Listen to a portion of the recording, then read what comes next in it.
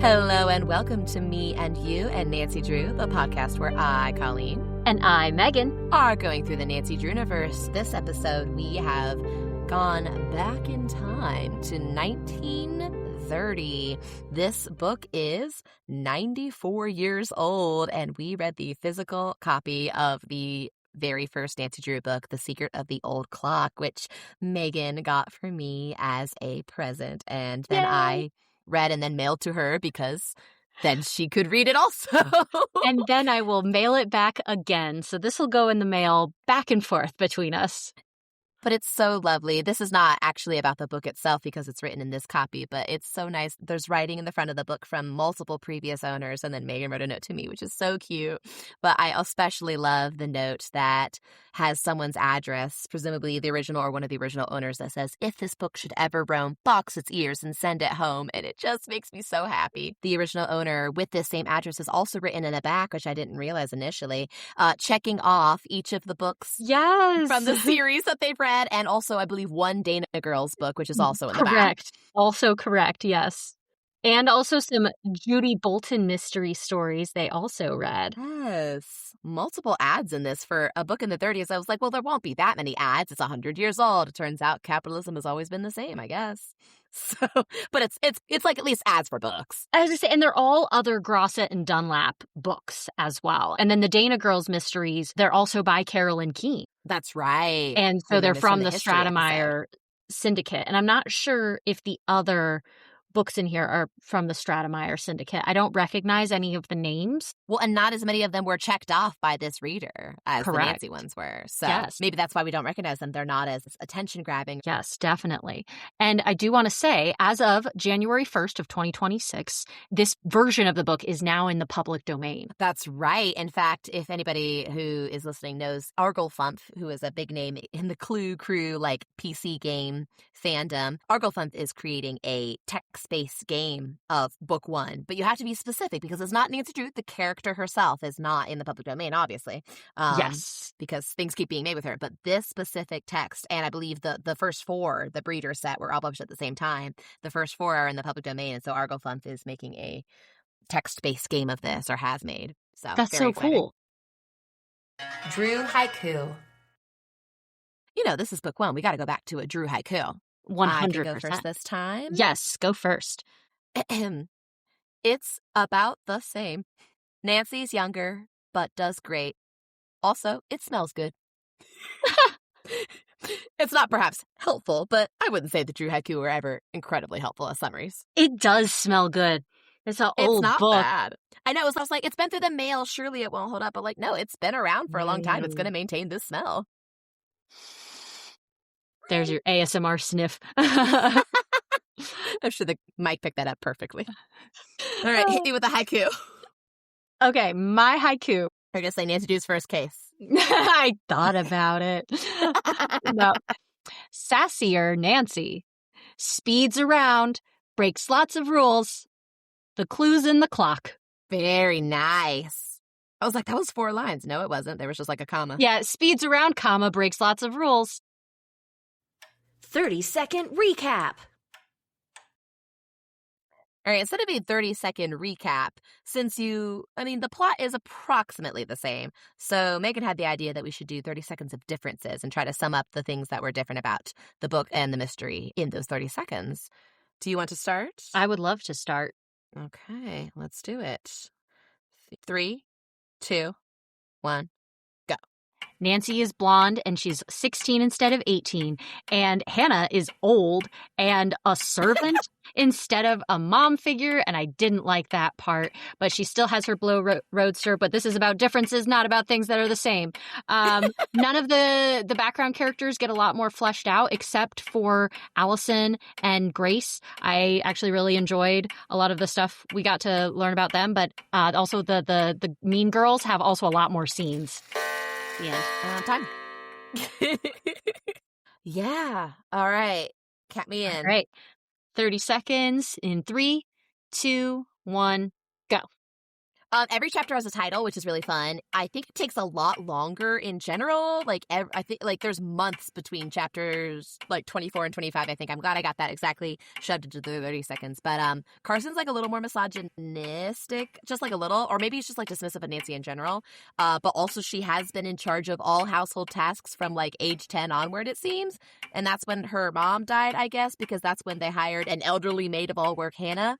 There's a lot more about the enemies. Time. A lot less about. I got so hung up. I'm like, what chapter was that? And then that's the danger of the 30-second recap. It's is so always dangerous. The small details. Okay, I remember in the original one being so thrown off by Helen being like, do, here I am selling some tickets. And it like makes way more sense in this version to me.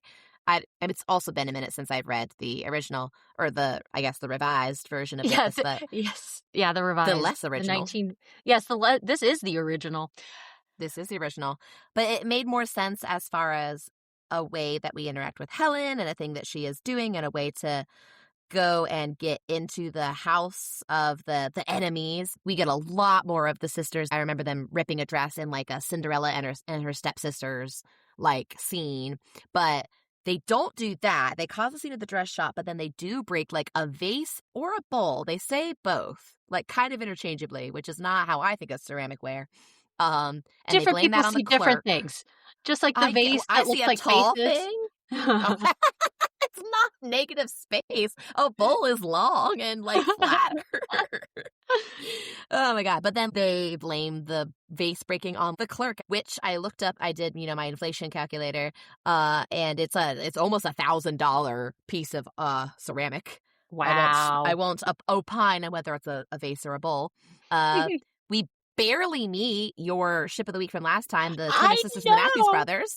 They had like a sentence to say each. Devastated. But we used that time. I was wondering if you were going to be so sad, but we used that time to basically get more in depth into Allie and Grace, who are different people than they were last time. Very much. And we are missing a character. Mm-hmm. Judy, who lives the child. Judy, whose parents were boat exploded. She is no longer in the story. That's true. And she doesn't get run over. So, To be fair, she didn't get run over in the 1950s version either. She just got almost run over. Yeah, no, there's no tuneful birthday ballad with Allie and Grace. Which also, was the topic of your Gumshoe game show last. I know. So I was like, what's my game show going to be about? Something stupid, probably, as per usual. There's no ballad at all. I don't think there was even a birthday. No, they just had a cake. They had a cake, but it wasn't like birthday related. It was just, we were just making a cake and then it's done. So we're going to eat it. Yeah, literally. But like Allie and Grace are also like more different from each other. I think they were like, they're sisters and like they're not identical, but they have a lot in common. But this is like, no, Grace is like the indoor sister and she works around the house, but she also gets some part-time work with a dressmaker in town when she can. But then Allie like manages the farm and she loves raising the chickens and she, does some gardening and some like veggie growing and some farming and loves being outdoors. And then in the 50s version, she gets changed. I think in this version, they're both really happy with the life that they have. They just wish it was sustainable. They have like a little more money. Yeah, exactly. They're like, it doesn't pay the bills because like we don't have enough chickens. And so then they get more chickens and then they're good. Nancy orders a dress or she's like, can I commission a dress from you, Grace? She's like, absolutely. She's like, can I pay you up front? Grace is like, heck no. I am too proud for that, which is valid. But Nancy's like, okay, well, I'll come by for the fitting soon so that I can pay you soon. But I don't know. I really liked getting to know Allie and Grace more. I just missed the sisters and the brothers. But yes, Abigail's there. We know her a little bit more. I don't think we bring her a jar of loose meat, so that's good. But we do get her $10 worth of groceries. This is true. Moon Lake is mentioned. Is that in the 50s version? I don't think it is either, but I don't know if I would have flagged it. Because like one of the games is called Ghost Dogs of Moon Lake. And I'm like, that's the one that scared me. Yeah, it's very scary. We had it, and I never played it because it was scary looking. Every single person is like, oh my, well, even if you had played it the first like 5 minutes, you probably wouldn't have wanted to play the rest. It was scary. Also, driving was really important. She drove everywhere, but also she had to be home by dusk, ? To the point that I was like, does she not have headlights? And then they mention she saw a headlight. She saw a taillight. So every car had at least one. Yeah, she had to flip them on at one point. Like she had to click it on. Nancy was definitely sassier. Yes. definitely more, like, impetuous, I think is even what Carson uses to describe her. She's more excited to bring down the Southlens. She's, like, really vindictive in this one. Yeah, so she's less altruistic, I guess. Like, and don't get me wrong, she definitely liked Allie and Grace, but her main motivation was to take down these two sisters who are just and so make sure mean. they don't have money. Like, that's pretty much it, because their She takes dad a is lot of like pleasure in it. is supposed to have money, but is like bet it all on the stock market or something. Did something and lost it because he knew he had this enormous fortune coming in. Yeah, no, that's her main thing. Oh yeah, with Allie and Grace last time, it was like she was so, you know, bosom friends with them instantly, especially I think Allie. But she like loved her birthday song so much that she like went and got her like singing lessons, and that wasn't even close to being there. And then it wasn't like, oh well, in this version, Allie likes chickens and stuff, so Nancy made sure to get her a chicken. Like Allie ended up getting money, and so she bought chickens. Like that was fine, but it wasn't like. And Nancy, just like what you were saying, she wasn't like, oh, I need to take care of these people. It was like, yeah, that'll happen, but like mostly, I hate these sisters, which are named Ada and somebody else. Ada and Isabel. Ada and Isabel. Yeah, she like hates them and their whole family. And to be clear, nobody else has anything nice to say about them, and their actions are not great. And even they know that nobody likes them. They're like, wait, we should buy these charity dance tickets that Nancy is selling for Helen and is there in order to investigate. But they're like, oh, people will think higher of us if we do this. Because it's helping others. We need this for our reputation. Yeah. Like, they know that their reputation is not good. And, like, I don't fault, like, these girls, honestly, like, the scenes that we saw them in, they are very rude. And are aware of the power dynamic, right? Yes, like they are blaming advantage. a clerk. And my dad owns this store. They said that a couple times, and one person was like, "Yeah, doesn't own this store. You can't pull that on me," which I thought was funny. Yes, but like, and all of the employees are almost like weary. They're like, yeah, we know, your dad owns the store. But they also are powerless. They can't really do anything about it. And if Nancy hadn't stepped in, that one, like, department store worker was like, the, like, manager would have pinned this on me, and I can't afford it, and so I just would have been fired. So thanks. Because it's $1,000. $956. Oh, Nancy quoted your haiku from our very first episode. Nancy said, "Where there's a will, there's a way." I noted. I thought that was your. I thought you said it. Yours, because you're clever. I thought that was you who said it. It was definitely you. Aw, that's cool. Yeah. Thanks, past me. I just thought it was clever, so it had to have been you. Aw, that's so sweet. Also, in case you're listening to this and didn't listen to our first episode, that's completely fine. But basically, there is a second will made by an old guy. The first will gives a bunch of money to people that Nancy doesn't like, Carson doesn't like, nobody in town likes them.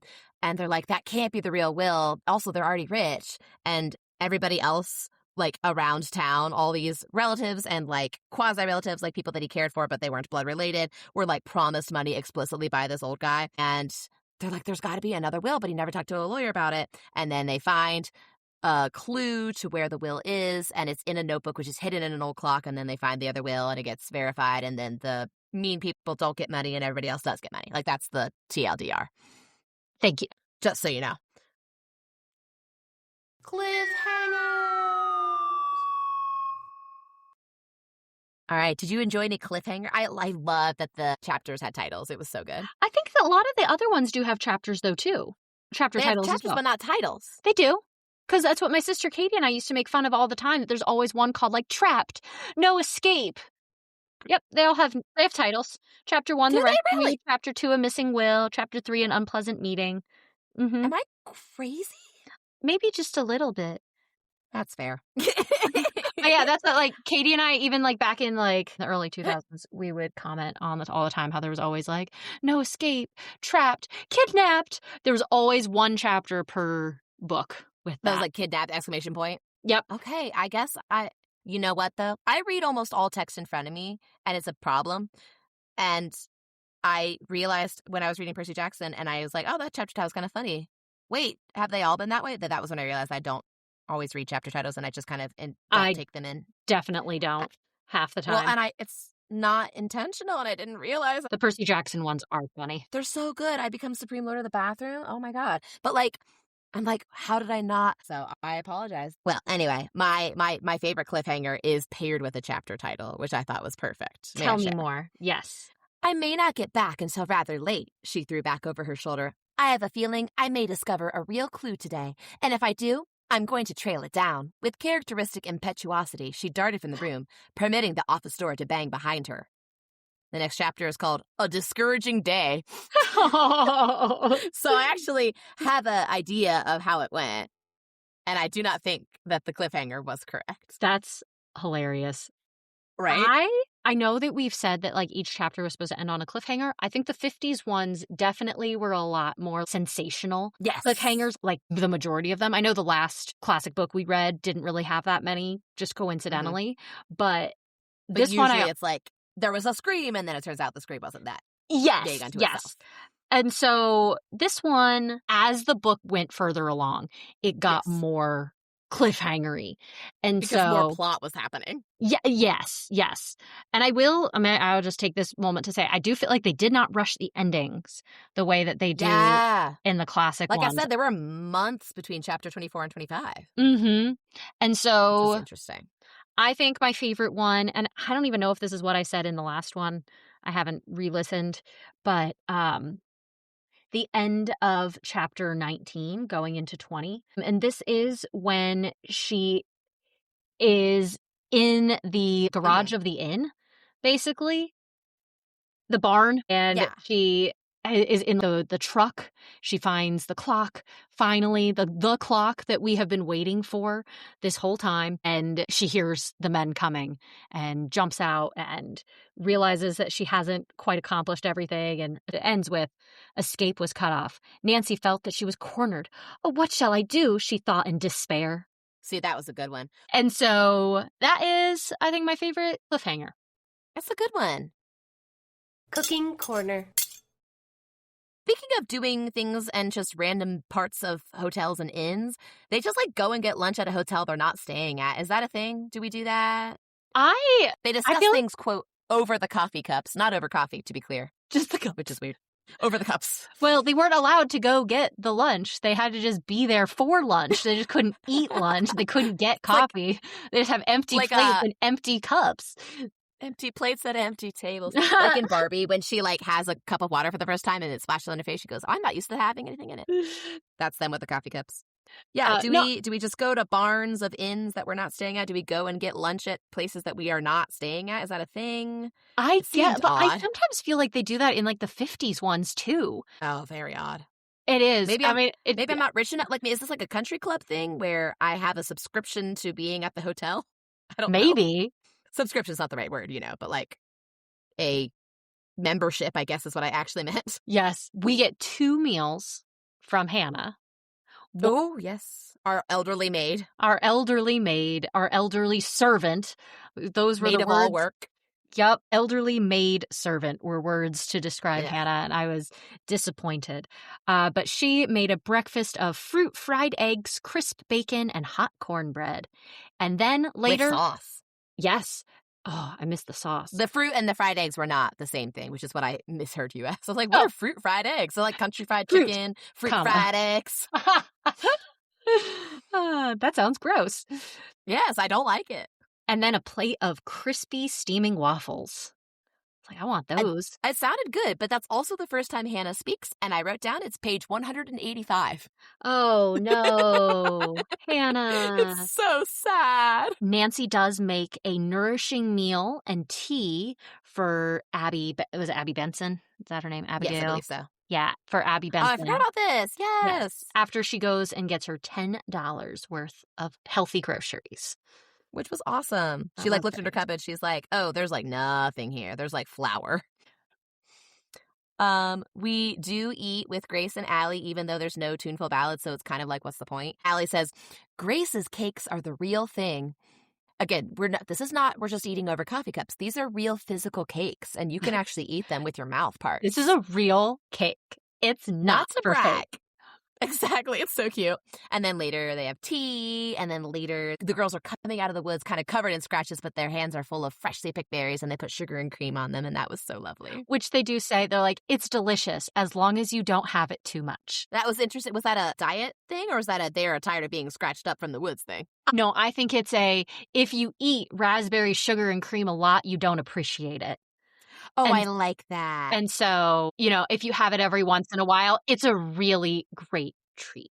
And honestly, I feel that way about a lot of different things. Like, I love a Coca-Cola, but if I drink Coca-Cola every day, it's not enjoyable. It's not good. But if I don't drink any and then I have like a cold bottle of Coke, I'm like, oh my God, this is amazing. That's what I think. Is it better in a bottle or in a cup? Or, sorry, a cup. A bottle or a can? There's a ranking. First, it is the glass bottle of Mexican Coke, specifically because that is made with cane sugar instead of corn syrup.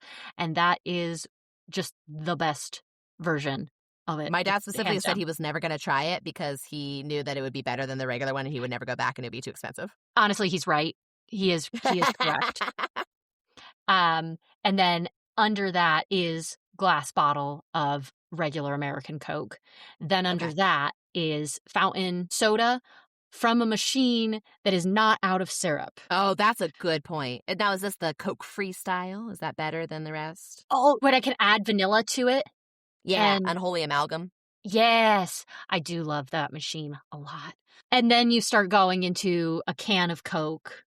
Okay. Is better than a bottle, like the plastic bottle. Plastic bottle is second to last, with last being a fountain soda where the syrup is running out.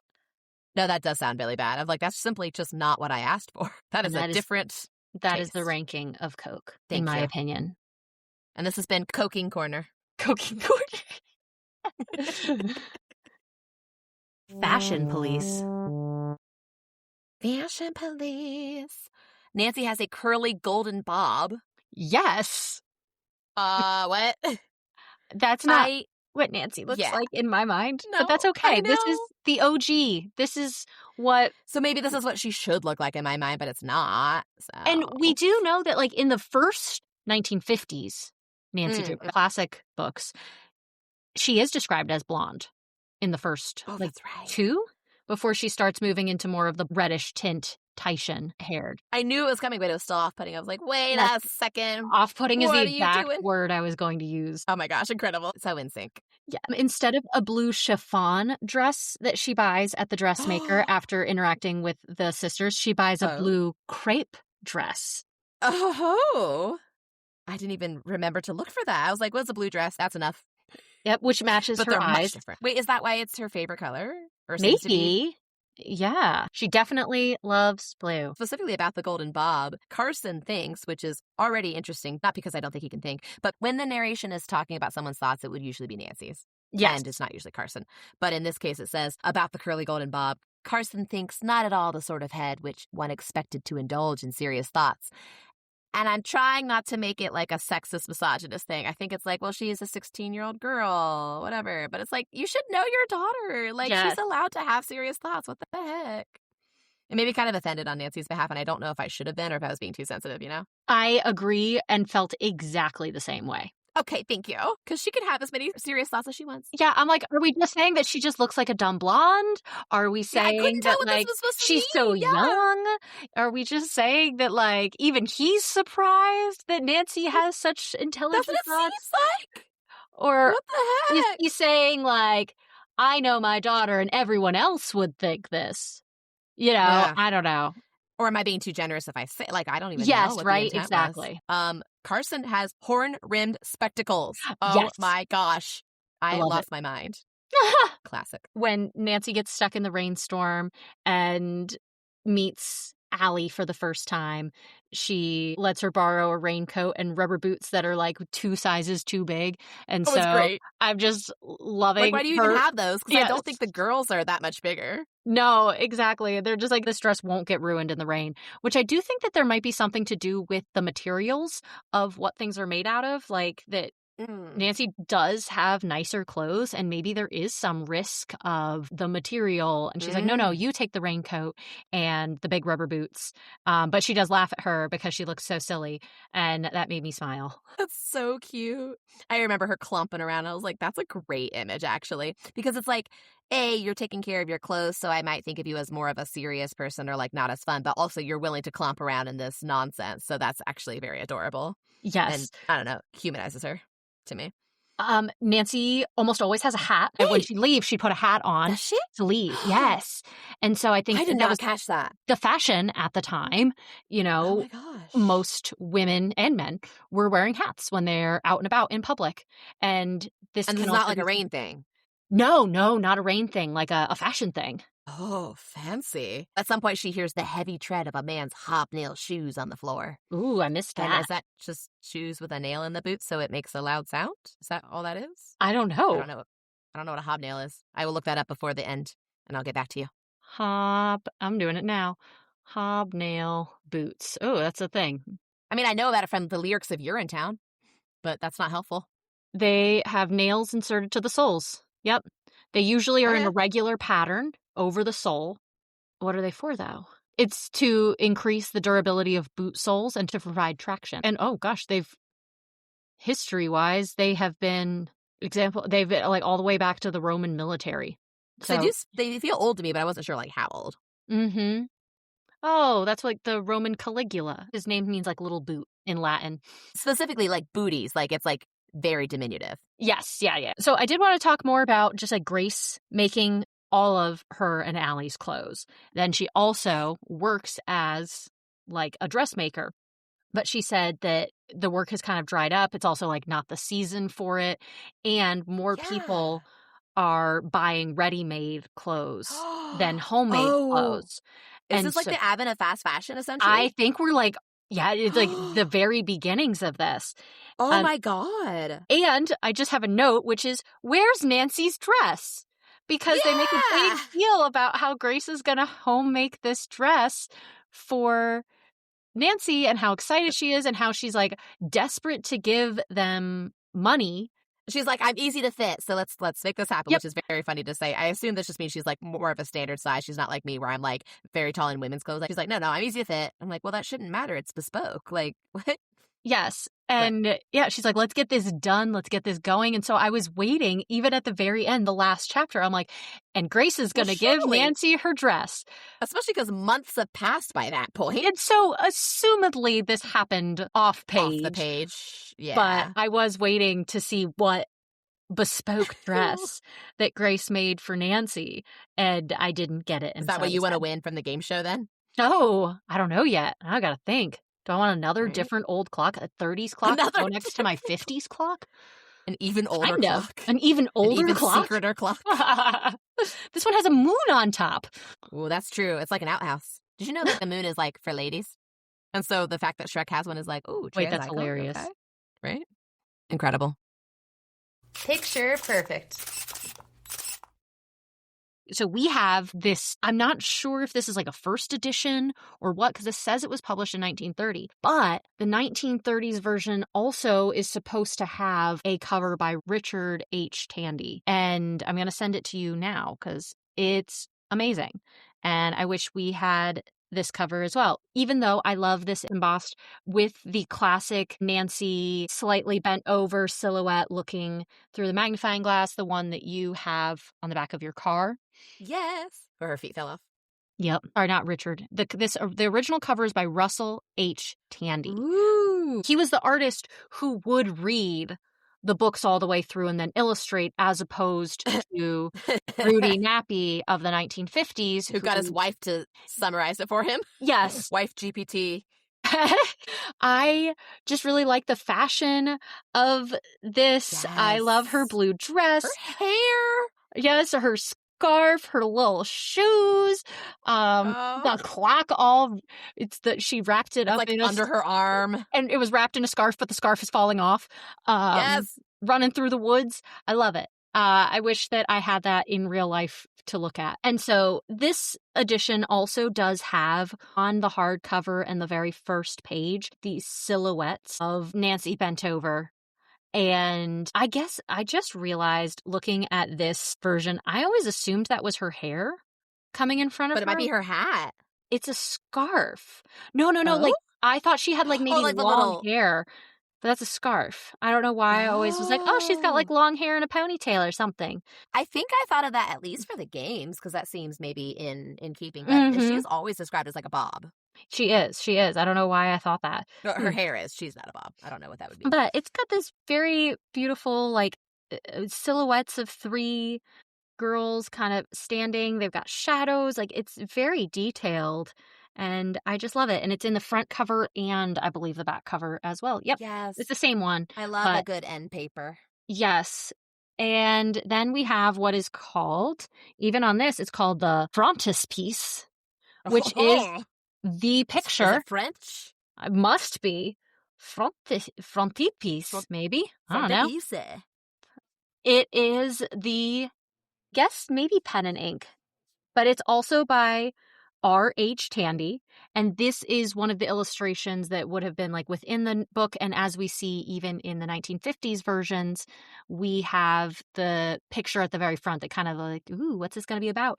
It is incredibly detailed. Yes. The girls look so snobby, by the way. It's Ada and Isabel, is that right? Yeah, Ada and Isabel, where Nancy's like, oh, do you have the time? She's trying to get information about what other clocks they might have. And she like sees the one on the mantelpiece. She's like, oh, do you guys have a clock?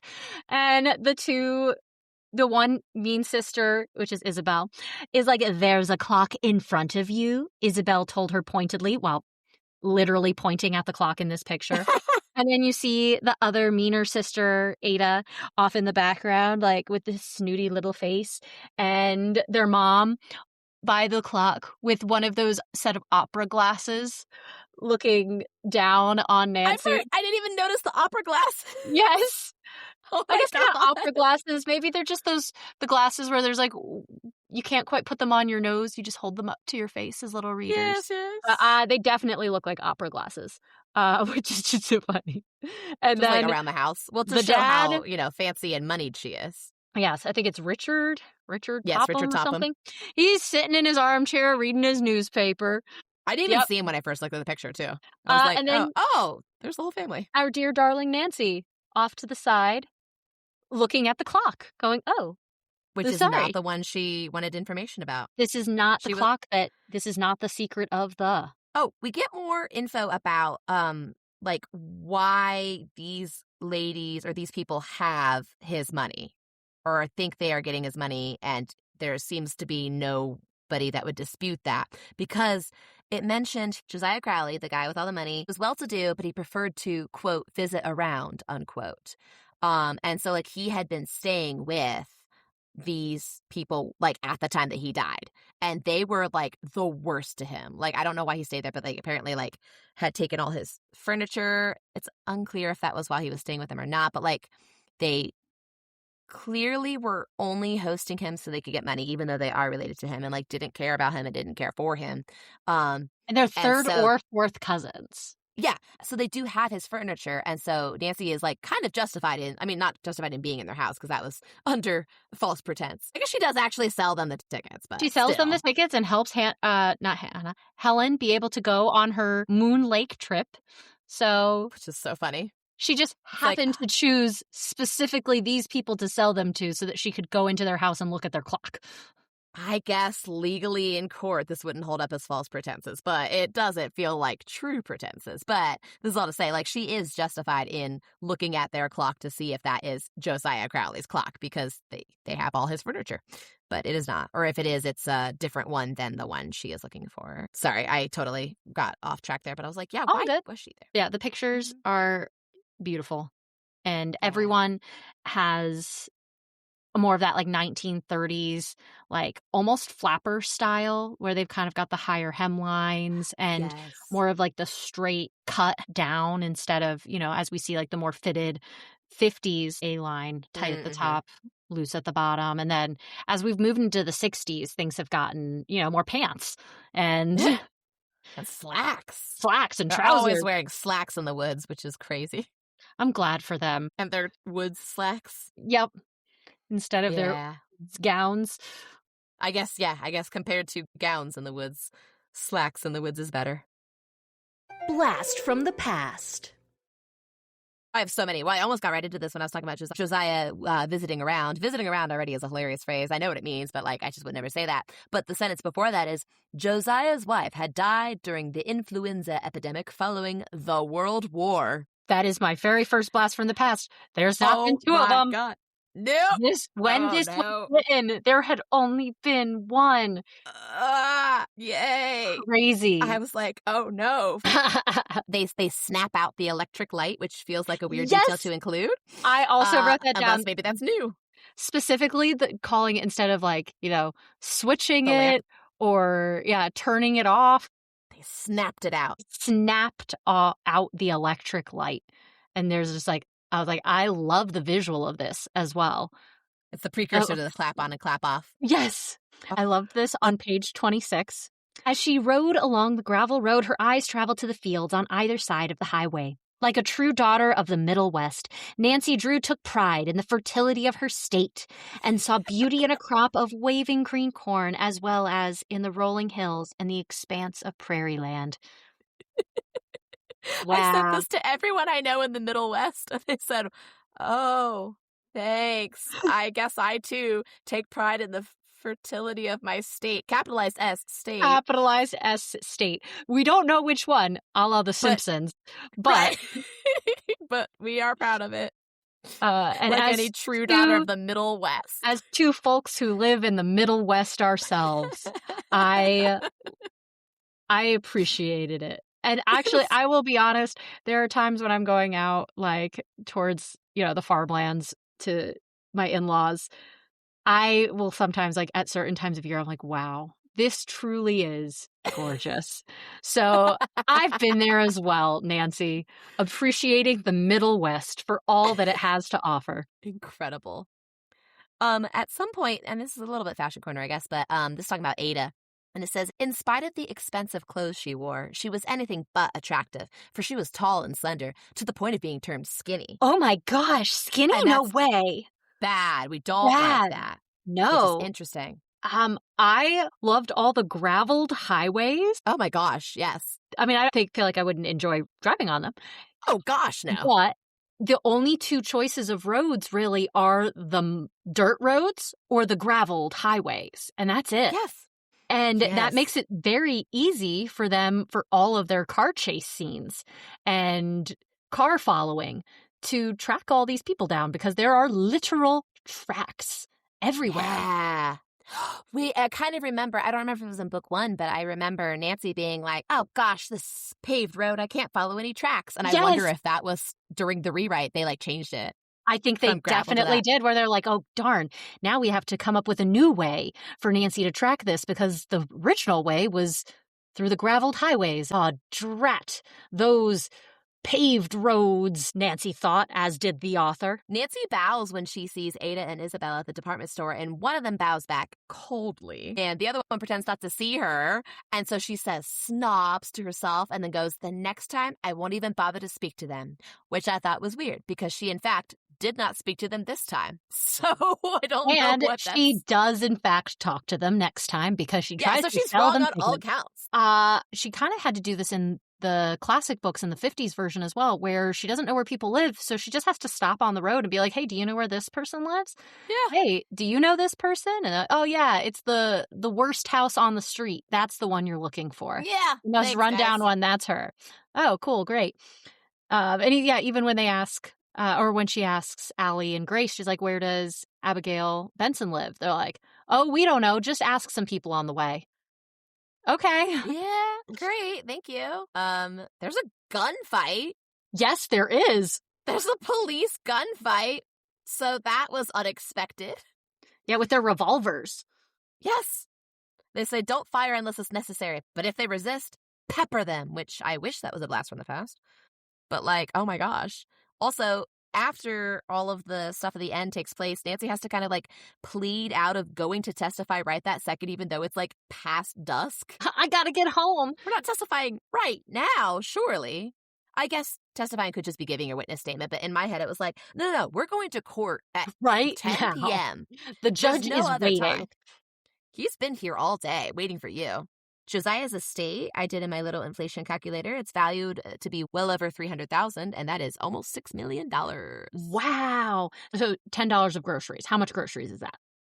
Oh, give me a second, because I did $2 for them charity tickets, and that was $38. So just times Oh, 5 is my going to be goodness. like $38 charity tickets. And so what? 150 plus 40, $190 for $10. So she got her like $200 of groceries. Wow. Which is, a thing of milk today, but whatever. One egg. So Richard Topham gives Nancy a $20 bill and is like, keep the change. We'll take all 4 tickets. And he's like, make a big deal about it too. So that's almost $400. Yeah, that is a big Wow. deal. It's weird that you did that, especially because he's about to be out of money, but he doesn't know that. He's like, no, I'm about to come into something. I'm like, no, you're not, though.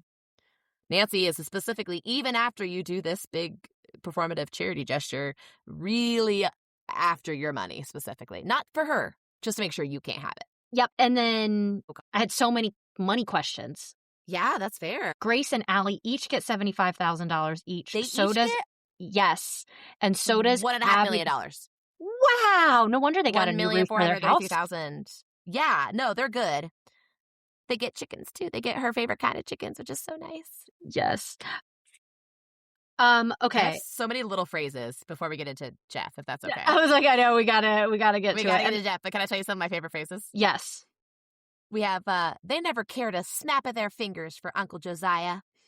And then talking about Nancy sees her enemies while out shopping and she's trying to avoid them. So she goes, I'm sure I don't want to tag them around. All right.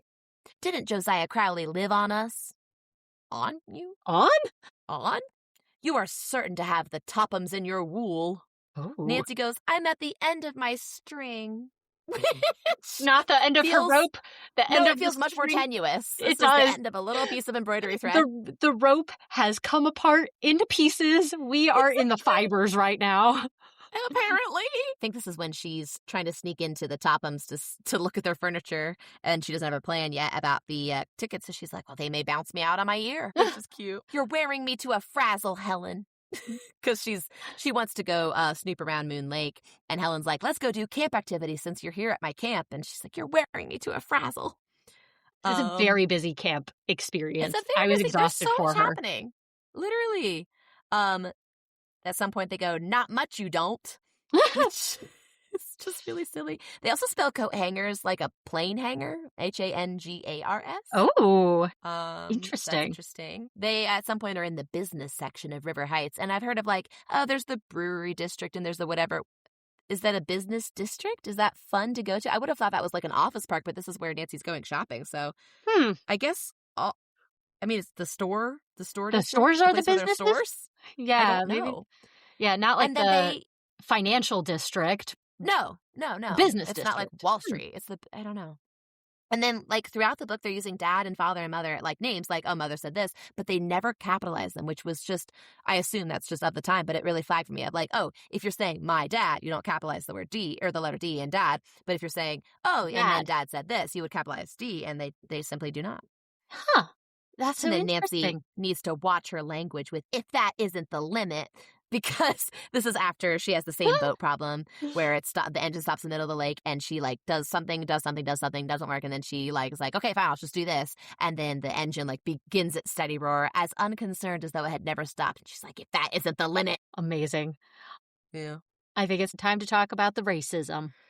Oh, poor Jeff Tucker, who previously we were they described the caretaker as being skinny like a circus man in the 50s version. We're like, that's not, I guess, mean. It's just kind of weird to be like, oh, look at that little freak. But they didn't say that. And Now comparatively, that was better. That was better.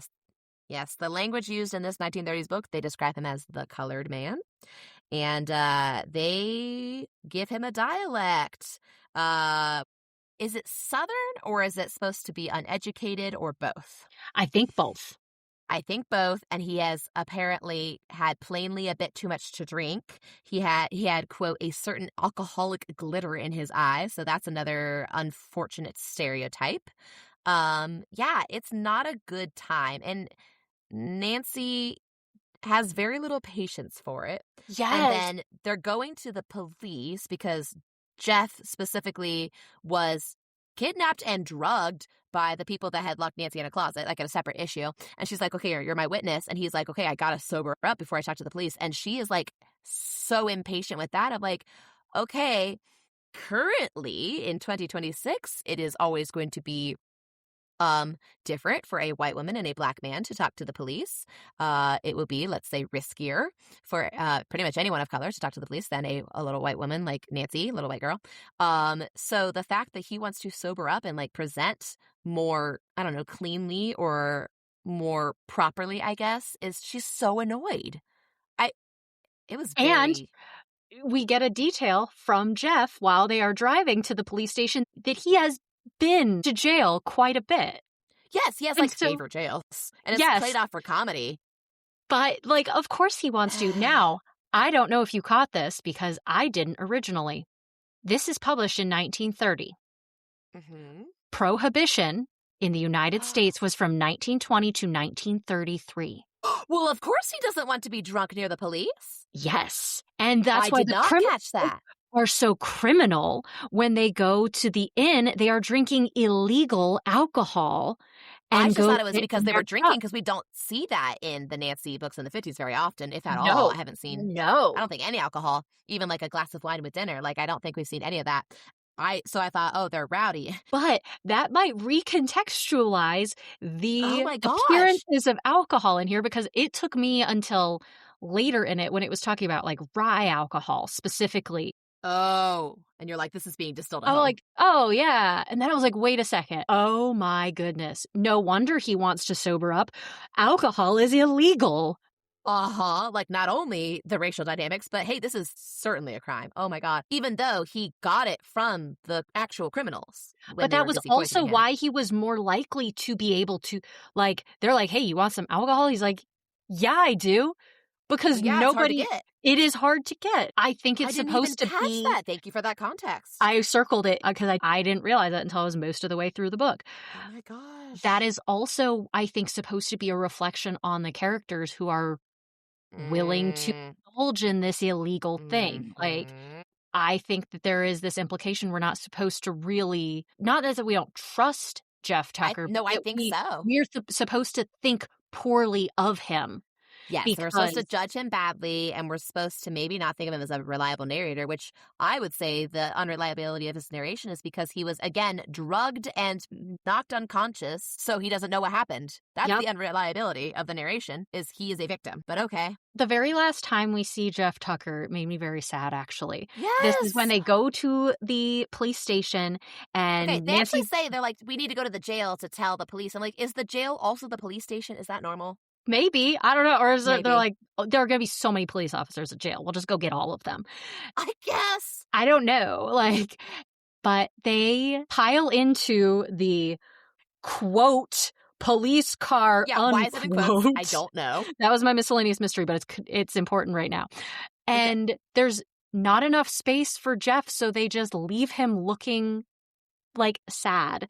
And yes, he tries to kind of hop on the outside of the car, and they're like, it's not going to run, it's going to be too heavy. He rode there in Nancy's car, and Nancy just takes off. And that is not what 1950s Nancy would do. No, what the heck? And she has no problem. 1930s Nancy has no problem with leaving this man that she drove, who's, we don't even know how far, still drunk. Like, now you've taken him to jail and left him there. Yep.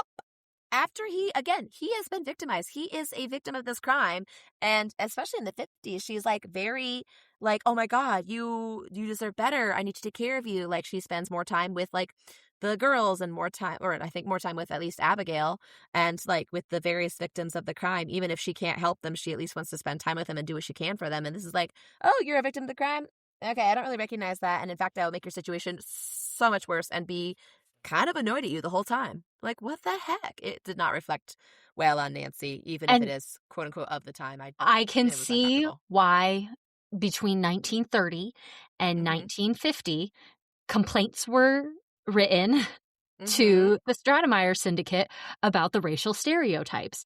And I'm sure there are, I mean, considering we read the 1950s Ivory Charm book, and that one, I can't imagine. without fault, to say the to say the least. least. And so I can see the 1930s ones had problems, and that's why they needed to be reworked. Mm-hmm. However, I would have enjoyed this book if we just took that part out. Everything else was very enjoyable. Like, I guess the pacing was a little off. It was very odd that just to be like, oh, well, Nancy was just doing her chores and then was like, yeah, I wish I had more clues, but I don't. Usually it's like, oh, this is unlikely that a clue would fall into her lap, but she is, digging really hard and not letting the situation go. So and sure. manifesting real hard. Oh, she manifests like it's her job. But yeah, no, it was a bad part of the book. Definitely. I was texting Megan while I was reading. I'm like, oh, this is such a great time. Oh, I found it. It's a great time until page whatever. Yeah. Tiny little blasts from the past to end with. Yes. Tell me. Oh, wait. Okay. What is the RFD? Is that just like the road? Yes. I actually did look that up, and I was like, I guess I just won't talk about it because I feel like it's not as important. The RFD is the mail delivery. Because, they say, she's like, oh, do you have a phone? They say, no, we only got RFD out here. It is the Rural Free Delivery. It is the U.S. Post Office Department's delivering mail directly to rural destinations, because previously you would go... You have to go to town. Yeah, you'd have to go to town and pick up your mail, and sometimes those were really those were really far away from people, or you'd have to pay someone to deliver them to you. And my in-laws live kind of out in the middle of nowhere, and going to town is like still a thing in terms of like, oh, hey, I'm going to town, does anyone need anything? And then you get saddled with a bunch of errands to run for everybody because it is inconvenient to go to town. And so the Rural Delivery Service has used a network of rural routes traveled by carriers to deliver to and pick up from roadside mailboxes. As of 2012, the United States Postal Service Rural Delivery Service served about 41 million homes and businesses. As of 2022, the USPS has about 133,000 rural letter carriers. So I guess this is still, since 1906, officially, rural delivery is a program of the United States Postal Office Department to deliver mail. Okay. So thank you so much. I just wrote down RFD and then some question marks, so thank you. VFD? I was like, literally, you know where my mind went. I know, because my mind went the same place. The people just kept calling the criminals robbers and even a band of robbers as if we're in freaking Skyrim. That was very silly to me. It also doesn't occur to Nancy that the robber's van could possibly be locked. And she's like, well, surely the keys are in the ignition and they're not there. And she's like, what? Even though the van is locked and the keys are not in the ignition, she can still get into the driver's seat and look under the front seat, which is a good storage space, I guess. What's happening here? Not only is security just different, but she's like, I can get into this car. I can look under the seat. It is locked, though. Does it just mean she can't drive off with it? Because I don't think of that as very locked.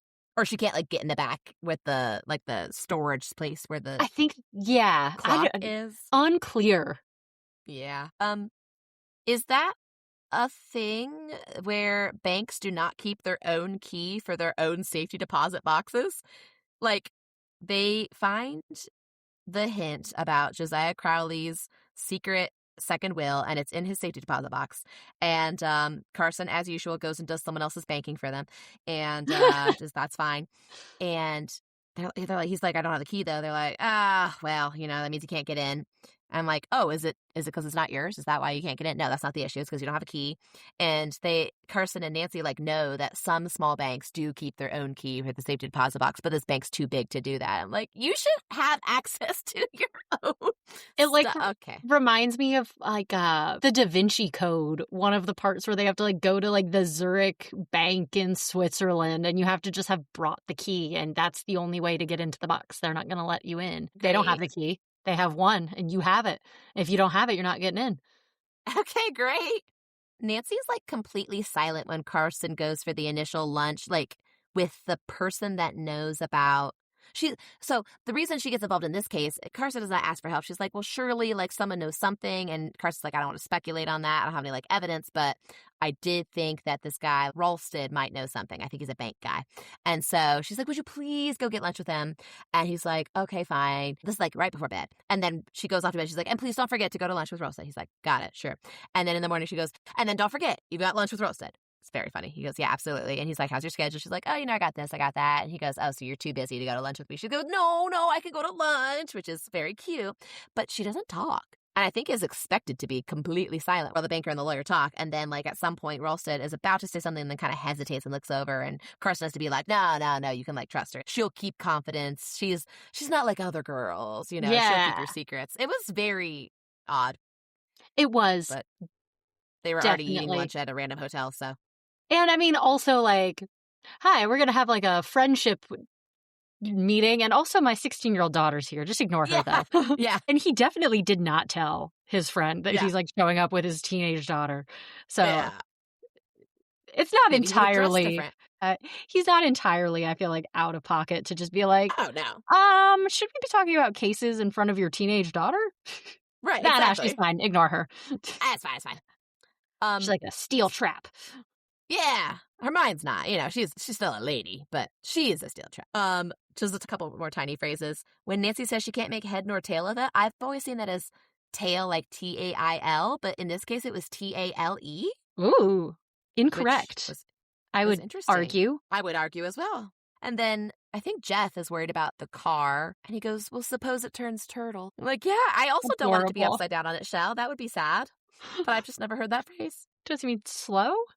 Stuck? I thought it was, it fell over and got upside down, but maybe not. Maybe it's too slow if he's in it. I don't know. I've never heard that. Me neither. Most of the Moon Watch is the same, so I don't necessarily need to have a whole new section for it, but I do want to point out, rather than eyes sparkling, I noticed mostly her eyes danced. So I don't know if that's I also wrote dancing eyes. I'm glad we just have the same. And then also with Abigail, yes, she fell and can't take care of herself, but specifically, and maybe this is in the 50s one too, I can't remember the details, but specifically, Nancy can tell that because Abigail has fallen and been without help for like a couple days, she is like actively in a depressive spiral. And so Nancy just kind of like cuts her off when she starts spiraling verbally. She's like, nonsense, Nancy protested brusquely, for she saw that the old lady's trouble had made her morose. And I'm like, honestly, in this situation, might be for the best. Like, it seems a little harsh, but she was clearly like, oh, well, there ain't been a soul come near me. I've just laid here on my bed and wondered how soon the end would come. And I'm getting along in years now, and it won't be long. Like, that's the exact quote. Yeah. Oh, goodness. Poor Abigail. Poor Abigail. Which we did talk pretty extensively, I feel like, about that in the first episode. Just like how unfair that is. Crash course, pretty much the same. Except for the literal crashing of the bowl or vase to the ground. The only thing that was different, because there were some phrases that were like exactly the same from this other book to this version, which I thought was really cool. Like, oh, I remember that phrase. But this one jumped out at me as, presently she noticed that the roadster had taken a strange notion to turn to the left of the road, in spite of her efforts to keep it in the middle. It's a very charming way to be like, my tire is out. Ugh. Yes. Some of the descriptions like that just were very cute. Yeah. I do think it took her longer to fix a lot of her problems, like changing the tire. Yeah, it took like all day on the boat. It took her 8 hours. She got sunburned. Though she also is like, I know nothing about engines at all. And she just tinkers with it for 8 hours. And then she returns it and she's like, I don't think it's going to give you any problems anymore. And they're like, oh my God, Nancy, you fixed it? And she's like, yeah. And they're like, oh my God, you're so sunburned. She's like, yeah, I don't want to talk about it. Like, I love that she at some point is like, I'm going to give up. Like, I do not want to fix this. I am giving up. I'm just going to swim to the Topham's like beach cottage or whatever's on Moon Lake that she wanted to stay. But she's like, oh, but then I'd be stuck there. Okay, I'll keep fixing this stupid boat. Yep. Yeah, she definitely is a lot less confident about fixing her problems. And while trying to remove the tire, it's like stuck and stuck and stuck. And then comical, like, bloop, comes off and she just plops onto the gravel road. I'm like, aw. Sick burn. I didn't write down any sick burns because I forgot. Tell me some. Most of them are about the Tophams. Amazing. So, about Josiah. Folks said he died just to be rid of their everlasting nagging. Immediately followed up by, Carson's like, I take it you don't really like him. Nancy, who could like them, father? Richard Topham is an old skinflint who made his money by gambling on the stock exchange. And Cora, his wife, is nothing but a vapid social climber. The two girls, Isabel and Ada, are even worse. I went to school with them, and I never saw such stuck-up creatures in all my life. If they fall heir to any more money, this town won't be big enough to hold them. I had to put the whole quote down of like, oh my God, this is page 3. Don't hold back. Good God. In the revised versions, Nancy is rarely the one making the sick birds. It's almost always George. Yeah. Oh my God. Yeah.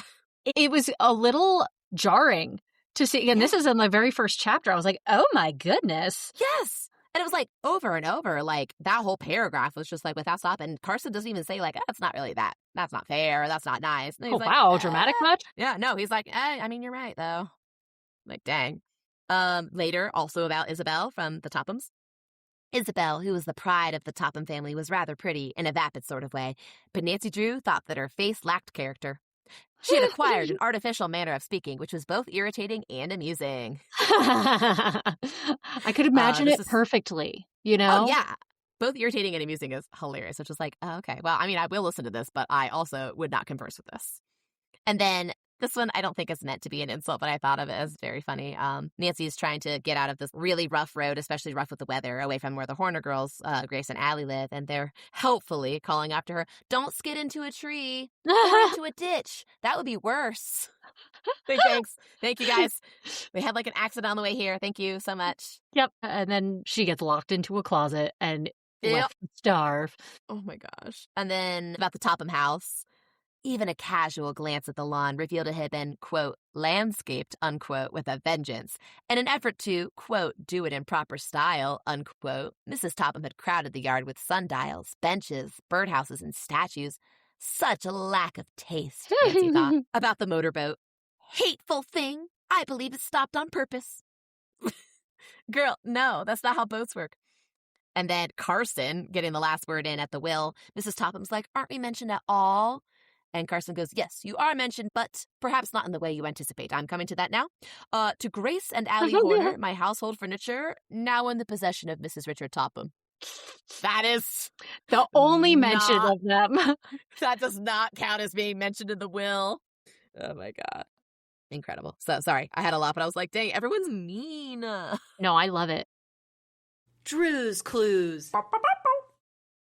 So I know we've definitely covered some of these Drew's Clues in like our 30-second differences, Yes. you know, to do with Nancy's age difference, her hair color difference, when her mom passed away. Because I think in the revised versions, it's like when she was a small child versus now it's when she was 10, which is a significant difference, I think. And Hannah's ancient now. Yep, and Hannah's ancient. Ancient and not allowed to talk, I guess. Oh, I said that Nancy is able to estimate ages very accurately. When she meets Allie, she's like, okay, she's my age. And then she meets Grace, and she's like, Nancy thought she was 4 years older. I'm like, that's specific. It's not really an estimate. That's just looking at their driver's license, I guess. Yeah, right? But she's just like, yeah. I'm 16. Okay, that girl's great. 20. I can tell. I just know. Oh, especially at 16, I did not have that skill. Have you met a child and asked them your age? It's unflattering, but funny. It is. You get the whole range. Oh my God. Yeah. One of them last week genuinely thought I was 16. I'm like, yeah. And I actually wouldn't be allowed to teach, let alone have been teaching here for 9 years. But thank you. That's so great. And then they also believe me when I say I'm 100. So, you know. I had a the whole 12-year-old gamut, as you tell say. me, she's like, you're only 34? I was like, what Oh, do you no. mean? She's like, you look a lot older. Oh no. She said, you look at least 36. I was like, that is no different, but okay. That's not different. That's really funny. She's like, oh, you've got all those wrinkles and look at these gray hairs. And like literally picks them out of my hair. I'm like, you are the meanest. Oh, this is why 5th grade was the limit for me. Oh, that's fair. But hold on. You're only 34. You look at least 36 is the most specific burn I've ever heard. I know. Oh my gosh. She's so mean to me. I I'm see her so once sorry. a week. So Anyway, funny. Nancy has much more of a temper in this one. She has to Yes. control her temper. She has to, I think Carson warns her about her temper at one point. Like, she has to, take some deep breaths so she doesn't lose it on people. She does lose it on people, especially with, we saw with Jeff Tucker, which also has its own complicated implications. Mm-hmm. So, yeah, I don't want to make any claims about Nancy, but ... Right, I know. I'm looking through it. I'm like, yeah, vindictive. And we knew she was kind of popular, but it says specifically, in school, Nancy had been very popular and she boasted many friends. People declared that she had a way of taking life seriously without impressing one as being the least bit serious herself. And I like that, but I'm not quite sure I know what it means. Like, taking life seriously, like she's not just off on her own doing parties, maybe, but without being... I don't know. I don't really know what that means. Also, like, while she's walking around, people are, like, staring at her in admiration, apparently.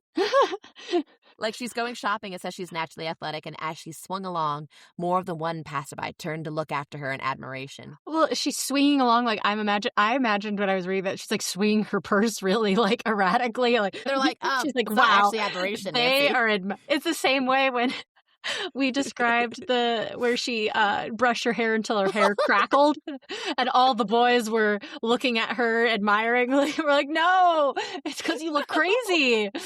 I'd like to imagine that is still a quality that Nancy is. She's just had that the whole time. She thinks she's like, being admired. Everyone is looking at me, probably because I'm awesome. And athletic. And pretty. Sure. Yeah, that's what it is. No, why are you swinging your purse like that? You're taking people out. They're trying to get out of your way. I can't get over this. I could really see her, like, clearing the sidewalk and just not noticing. Oh my God. Thank you for this beautiful image. Oh, beautiful. The last little detail I had was, I thought it was very sweet, that Nancy and Carson, after they find the will, it says, once they had gained the comparative privacy of the roadster, they grinned at each other like two mischievous youngsters. Aww. Yeah. It's weird to have roadster and youngster in the same sentence, but other than that, it's very good. We need some more stirs. No. Monsters. Monsters. Oh, she studied psychology in school. When did that become a high school course for girls? Oh my gosh, sorry. I just also studied psychology in school, and then I went and got a psych degree because it's very interesting. But like, I have a psych minor, so I get it. It's fun. It's cool. Even if the whole time in that building, I really felt like we were under several unwilling psych experiments. It was a crazy building. She's also a little forgetful because at some point, when Hannah's allowed to talk, Hannah makes her breakfast, and then Carson's already gone, and she goes, oh my gosh, my dad's gone. And Hannah goes, yeah, he said you were to bring your notebook. And this is like the notebook that she has found inside the clock. This is the whole thing that the mystery has led up to. This is telling you where the will is. Nancy goes, my notebook. Oh, yes, I know what he meant. Girl, what else could it mean? You slept with it, I think, under your pillow. Unless I'm thinking of the Nancy Drew notebook. But I think that was this one. That was this one. She did sleep with it under her pillow. And she forgot what Nancy, what's going on with you? She does steal it. She does steal that clock. And not just the notebook from it, but the whole clock. And then when a police officer needs a ride in her car, she's like, yes, let me clean up the car. It's kind of dirty. He's like, I don't even care. She's like, right. Let me hide the stolen goods in my car. She's like, I've got a package on the front seat. He's like, that's all right. I'll hold it on my lap. And she's like, no, I don't have to. Which actually leads very well into my sleuthing skill. Sleuthing skills. Most of the sleuthing skills I think that Nancy uses are pretty identical to the ones that we noted the very first time around, tracking and being charming your way into places and lying really well. But really, my sleuthing skill is just do more crimes more blatantly. Apparently. Speed as fast as you can. Even though people are like, whoa, girl, you're going too fast. She's like, no, we're in a hurry. Like, this is illegal. We're going to the police station right now. She's like, good. Which I know that there was that one line in one of the previous She's like, books. I know I'm speeding, but I almost wish someone would catch me or a police officer would yes, stop me. I could report. But it's so frequently. It's so frequent. She is speeding and also skillfully backing her roadster into places and skillfully pulling the roadster out of places. Of course. And speeding. Speeding so fast the whole time. Deftly shifting gears. Yep. Which I miss driving stick. You have to also be, quote, far too wise to engage in gossip, unquote, because you never know, quote, how far anything you might say would be carried, unquote. And this is when she's like kind of talking smack about the sisters with the saleswoman that the sisters were really awful to. Yeah, we only say take your those pick. things There in could be front of our multiple. dad. Exactly. And he, yes, ands us. Yep. You have to know multiple routes to and from places and which are the most scenic, but also which have roads that are going to be unsafe in different types of weather. Which is Correct. definitely a skill, especially at that time period when the roads are going to be made of different stuff. She also has an automobile flashlight. That's more of like a toolkit thing, but that's good to have. It's unclear if that's just one she keeps in the automobile or if it's like specific to the car. Yeah, I'm not sure. Oh, I also really like the sentence specifically. Nancy Drew recalled that she had once read that it was possible to pick a lock with a hairpin. Girl, I read that in your book. That is where I learned that. Where did you learn this? Was it from the Dana Girls? Like, okay. Where are you learning all these crimes? As far as accidentally gay, it's just approximately 1,000 people calling Josiah queer. Yep, Like, no question. At least 8. And then at the very end, either the Marshal or a man named Marshall, but I think it's the Marshal, because Nancy doesn't want to reward. Well, you're a queer one. That's it. Yep. That's all I got. That's all the same things that I've got. Beautiful. Miscellaneous mysteries. Mine really was, what is a, quote, police car, unquote? Why is it not? Is it not a police car? Is it? I don't know why that's in quotes. Did they not have, like, designated police cars, and so the police are just deciding on a car to take, and then that becomes the police car? That was my only miscellaneous mystery that I wrote down. I do have a handful. I'll go quickly, but why is Nancy playing D&D? Nancy determined to try persuasion on the old fellow. Not Roll to persuade him. Roll for persuasion? And she succeeded. She probably has a high modifier, but like, what a weird way to say that. Why aren't we allowed to know what tools she's using? After a vain attempt to remove the heavy cardboard face with her fingers of the clock, she lifted the automobile seat and found a small tool with which she could pry. We won't tell you which one. Nope. It could have been a hammer. It could have been a crowbar. Could have been a pencil. Anything. A stick. A small tool. Humans love tools. Yeah, exactly. Why don't we know what weather is? It's raining, and they go, if it gets any colder, we'll have hail. No, not necessarily. That's not actually how it goes. It's usually rain and then snow. Window shopping was in quotes. And if I put window shopping in quotes, I would mean that I told people I was window shopping, but I actually bought a bunch of crap. Yeah, but right. I think this might mean this is a newer phrase. This is a new thing. You might not have heard of it. Window shopping. It's not shopping for windows. No. Shopping by looking in the windows. Sometimes going in the store, so it's actually very unclear. Carson, what's wrong with you? Is my mystery. He goes to Nancy, just the same, I believe you need a vacation. I realize that it isn't easy for a girl your age to look after a big house like this. After a time, the responsibility gets to be wearing. Carson, think in your head. What could you, an adult man, do to make a 10-year-old girl's job easier? After she's lost her mom, she's 10, I'll give her responsibility of the entire household. And then, after 6 years, that'll take her mind off this loss. I guess. I mean, I bet you're busy, but then he's like, you should take a vacation. This must be hard. If only it didn't have to be. If only you, the adult man, the parent in this situation, could do something about the heavy load she is carrying. But you can't, so thanks for recommending a vacation. Why is the banker bragging about putting his initials on documents? And how he's done it before? I get to put initials on all sorts of things. It's He's really like, good "Oh, I've done it initials. before." I guess maybe he's really good at it. Carson's like, kindly place your initials on each page so you can later on identify it if necessary. Certainly, Mr. Drew. I've done that before. Calm down, sir. It just feels unnecessary. Why is Nancy so mysterious in her narration? So she binds Abigail's wounds. She's bought her groceries. She's making her tea. And this is while she's making tea. While she did this, she told Abigail Rowan something about herself. That's the end of it. We don't know what it is. You don't get to know. She told her one fact, and it wasn't interesting. So it's weird that we even mentioned that it occurred. You know that app? I've been getting a lot of ads for it lately.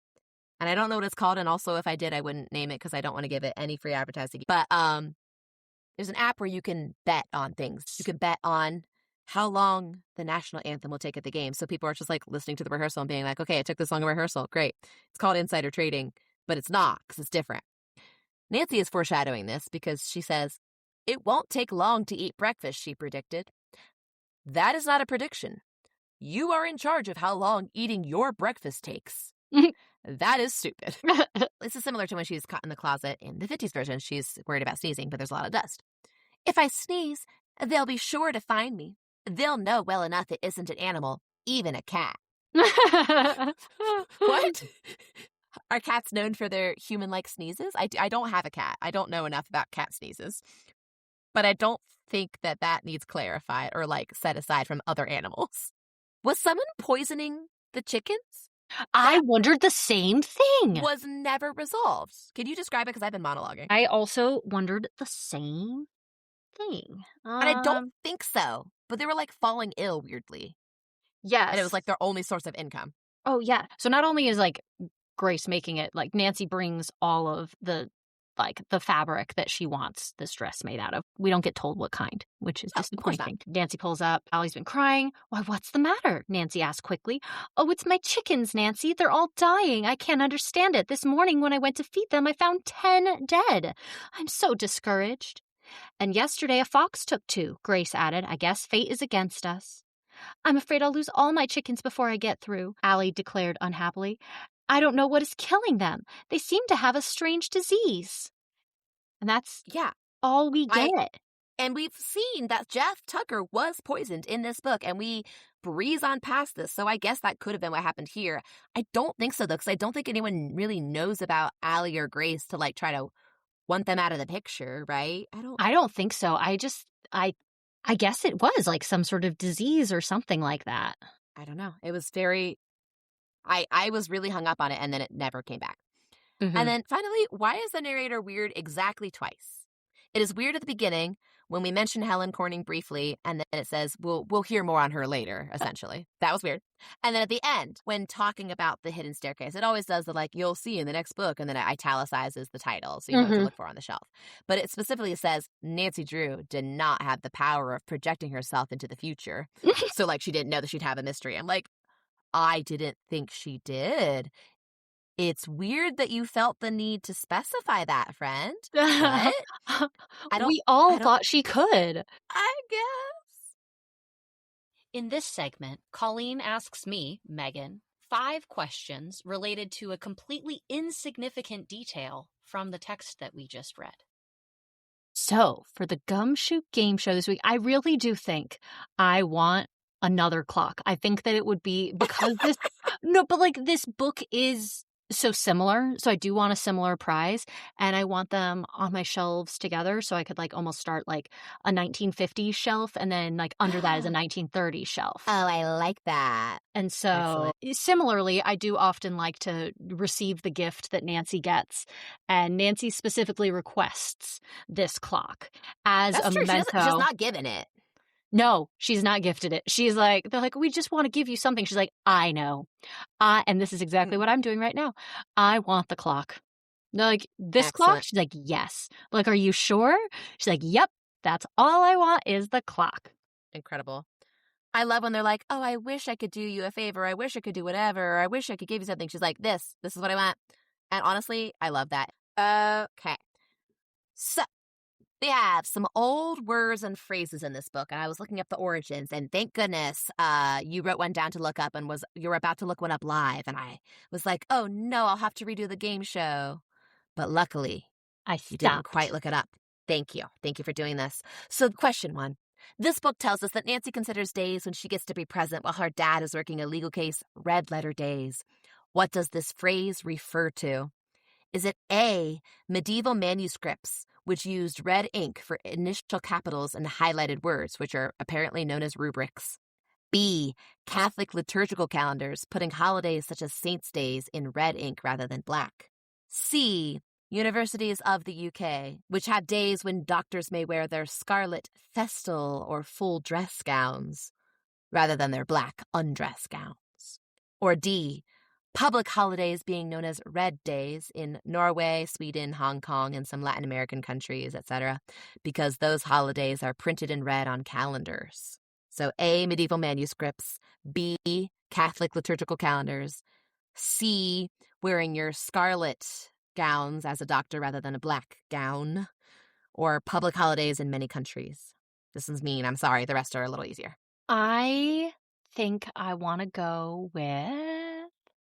I'm vacillating between B and D. I think I'm going to go with B. Yes, and all of them. Oh, Yes. you are mean. Yes, I am mean. But I was like, red letter days, it means this, and it means this, it means this, it means this. And I think they are kind of almost in order, right? Like, because of the medieval manuscripts, then they did this on the liturgical calendar and blah, blah, blah, blah, blah. Right. And a lot of the universities that have these specific days are going to be for, like, Catholic holidays. It is a Catholic university in the UK, etc. Question 2. Richard Topham is described as an old skinflint. What did this phrase originally mean? A, someone emotionless as if their skin were made of stone, like flint. B, someone who is ill and has gray skin, like stone or flint. C, someone miserly who would skin a flint to save or gain something as if it were an animal. Or D, someone whose skin sparks when they snap as if they're made out of flint. Oh my goodness. Oh, you said these ones are going to get easier. It's easier. Is it emotionless, ill, miserly, or when they snap their fingers, their skin gives off sparks? I'm going to say A, emotionless. It is the reading it as now. It's someone miserly. I'm so sorry. Darn. I know. I was like, skin a flint doesn't really seem like it means anything. Initially, flay flint, a much easier thing. And then before that, obviously, nip cheese, which is terrible. Of course. We all know that. Yes. Question 3. What movie contains the lyric, there goes Mr. Skin Flint, there goes Mr. Greed? I already know. Is that? Yes, tell me. Well, I mean, you can give the options for our listeners. We have A, Grease, B, Little Shop of Horrors, C, Muppet's Treasure Island, or D, A Muppet Christmas Carol. You tried to be sneaky. It's A Muppet Christmas Carol. It is. And for a bonus, can you finish the lyric? There goes Mr. Skinflint, there goes Mr. Greed. No, I can't. I didn't grow up watching them. That's so fair. I don't know. I can't get the bonus back. It's the undisputed master of the underhanded deed. That's the cat singing. And then according to Genius.com, the next verse is done by Murray the Minstrel, Bagooney, Mudwell, and others. And others. So thank God they got those other names in there so that we... Amazing. I love all the Muppet others. names. They're beautiful. Question 4. At some point in this book, Nancy Drew describes her search as looking for a needle in a haystack, which is commonly associated with one early literary work. What is that literary work? Is it A, Don Juan, B, Don Quixote, C, Clifford the Big Red Dog, or D, Man of La Mancha? I want to go with C, but something's telling me no. I believe C is for Clifford. Is it Don Quixote? I haven't read any of those. It is. Yes. Don Quixote de la Mancha has Go Look for Needle in a Haystack. Prior to this, it is Sir Thomas More in 1532 is supposed to be the earliest recording, actually. But it's just him going, to seek out one line in all of St. Austin's works, were to go look a needle in a meadow. And then in Don Quixote, the English translation is talking about, as well look for a needle in a bottle of hay. Bottle being bundle, but it's very funny to be like, a bottle, it's just like a loose bottle of hay, similar to Nancy's meat jars. And finally, question 5. You have 1, 2, 3 correct. Very good. So you've already won. Question 5. Nancy is starting to get her mystery solved, and she says, I think I'm beginning to see the light. What Disney movie was stuck in my head for the rest of because of a similar song? I think I already know as well. It was A, The Little Mermaid, B, Sleeping Beauty, C, Tangled, or D, Moana? It's C, Tangled. And at last I see the light. You have won the bonus point that I was going to ask you Yay! for, which was to sing that. Very, very good. You have won an even older clock than the clock you already have. Yes! I love old clocks. I want them all. And from every older version. clocks. I want the one from the January 26th, 2026 version of the old clock. I want the one from February 2026 old clock. I want every one of the old clocks. Those The are not video bad old game old books. clock, I'm coming for you. It has 4 books shoved into one game. It's terrible. I love it.